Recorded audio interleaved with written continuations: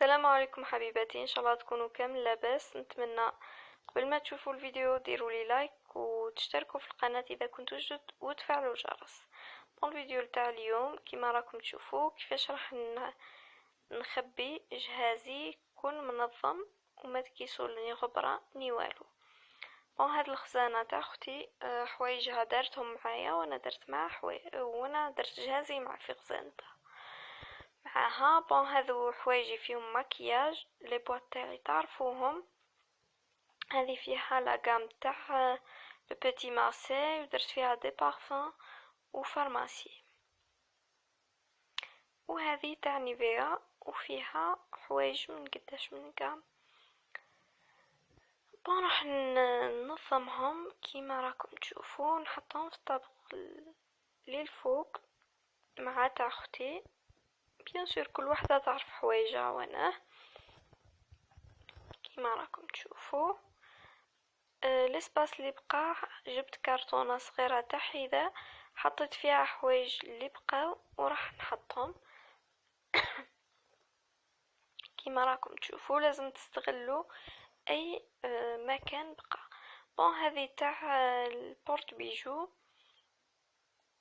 جبتها تاع اختي. كيما راكم تشوفوا فيها مرايه، فيها وين تحط خواتم ولي زاكسسوار تاعها. لهنا راح نحطها في ساشي باش ما ديرش الغبره وباش تبقى جديده.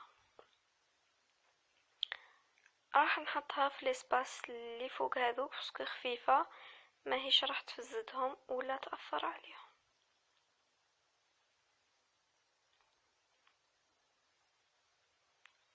كيما راكم تشوفوا البنات، لهنا استغليت اماكن ضيقه تاعي اللي بقاو. هذه تاع المكياج تاع اختي جبتها. وثاني هذو تاع لي زاكسسوار والمكياج راح نحطهم بحث بعضهم كيما راكم تشوفوا. لنا هذا الشرط تاع اختي هو مصحف. هذا هو اللي جابوه لها. كيما قلت لكم بابا شرط غير مصحف هكا. راح نحطه على انه يعلى ولا يعلى عليه.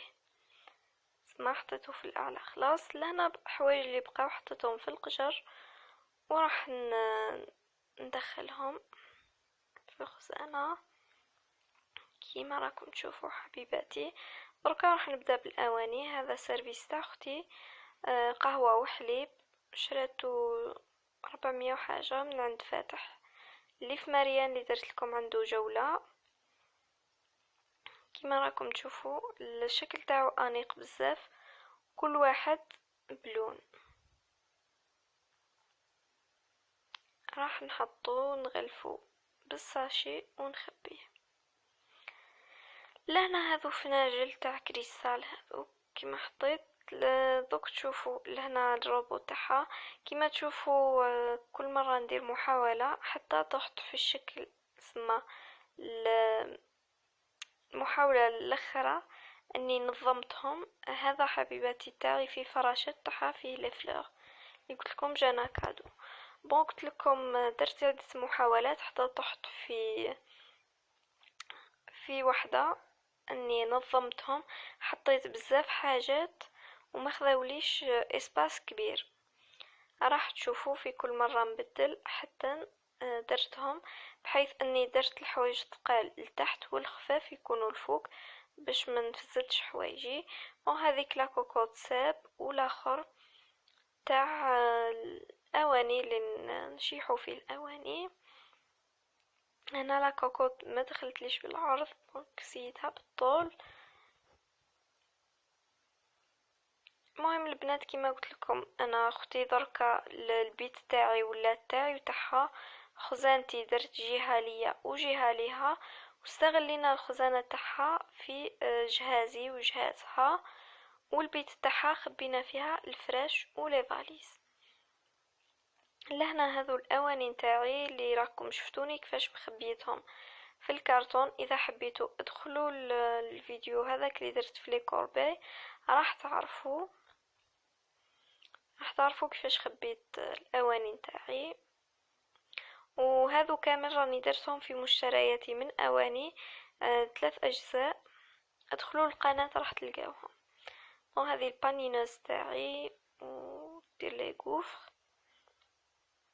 هذا بيركس، ما تنجمي توقفي في اي جهة انه كرتون ضابطو ماهوش راح يتكسر. هذا شكل نهائي تاع الجهة هذه.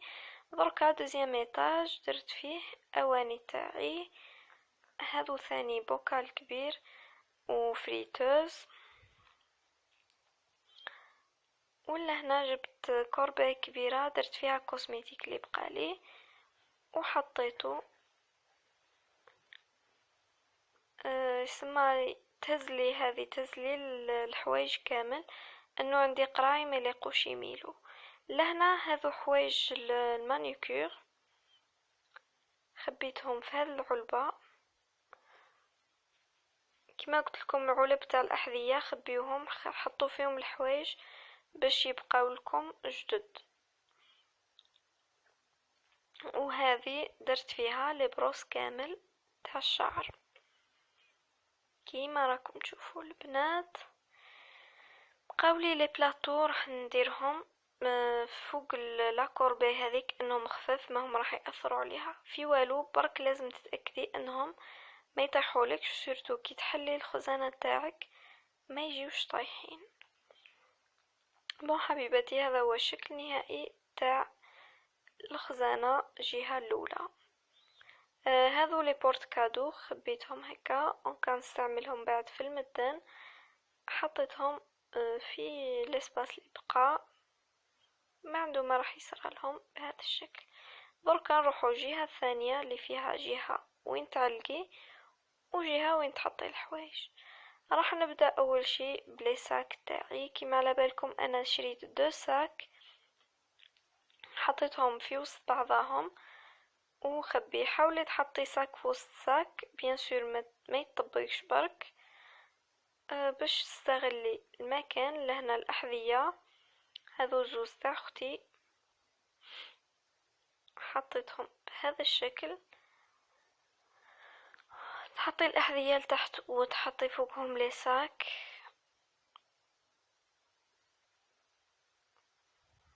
كيما راكم تشوفوا حبيباتي. لهنا هذا الثاني. راح نجيب الحوايج اللي نعلقهم. لهنا بوشيت تاع اختي خليتها في الساك باش تبقى محطوطه بالطول. بركا نعلق الحوايج اللي يتعلقوا، باسكو حوايج يتكمشوا ولا يفزوا، دونك لازم يبقاو هكا كيما راكم تشوفوا حبيباتي. نتمنى تشاركوا الفيديو هذا وتوصلوه عفوا على الاقل 2000 لايك، ما هيش صعيبه عليكم البنات. هذا هو الشكل النهائي تاع هذا الجهه البنات. بقى ليطاج اللي الفوق راح نخليه كي نشري حوايج نحطهم لثما. هذه هي الجهه هذه تهنيت منها. دركا البنات غطيتهم بليدرا هكا باش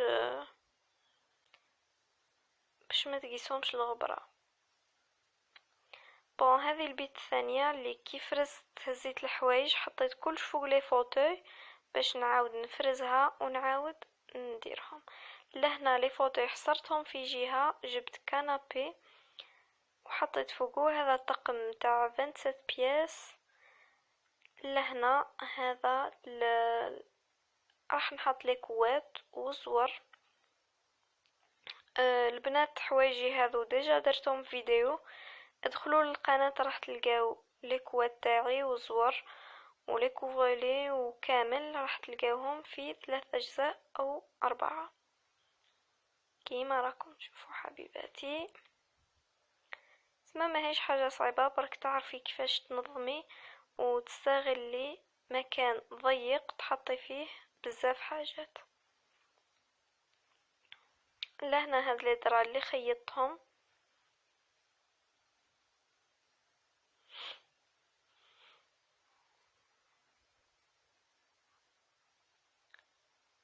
فوالا دركا راح نجيب الدرا نغطيهم باش نيفيتي الغبرة عشاك فوا نولي نمسح فيهم وكلش ويزيدو يوليو يقدامو. دونك غطيهم لي درا اللي عندك قدام كامل، جيبيهم وغطي بهم جهازك باش نهار تلميه باش تخرجيه تلقايه جديد. دركا هاد الاسباس ثاني فيه الحوايج مكركبين، رتبته بهذا الشكل فوق طابلة طويلة، حطيت فوقه لي فاليز، وهذا هو شكل نهائي. هذوك لي طابل تاع لي فوتوي، ولهنا هذو بنادر تاعنا تاع العرس، ماشي تاع جهاز سما. وهذا فراش تاع اختي،